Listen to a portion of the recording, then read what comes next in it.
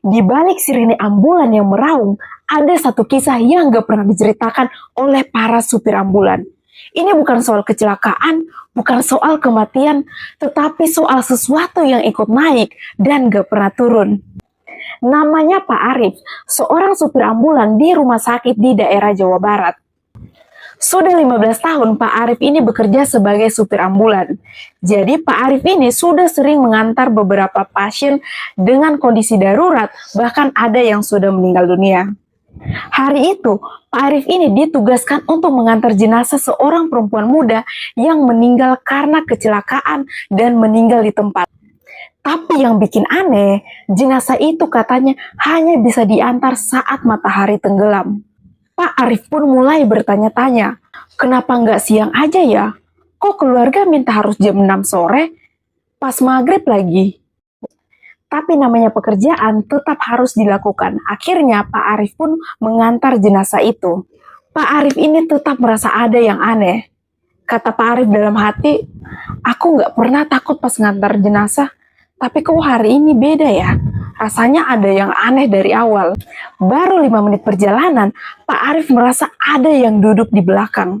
Padahal jenazahnya sudah dibaringkan dan sudah dibungkus dengan kain kafan. Lalu suara itu pun terdengar. Bapak, Pak, salah jalan Pak. Astagfirullah, siapa yang ngomong barusan? Kan di sini cuma aku sama jenazah. Kata Pak Arif sambil terkejut. Karena penasaran, Pak Arif pun menoleh ke kaca belakang. Matanya langsung memelak karena dia melihat seorang perempuan duduk menggunakan baju putih dan mata penuh dengan darah. Tapi jenazahnya masih terbaring. Jadi siapa yang duduk di situ sebenarnya? Seketika sirine ambulan menyala sendiri dan klakson berbunyi panjang. Pak Arif pun kehilangan kendali.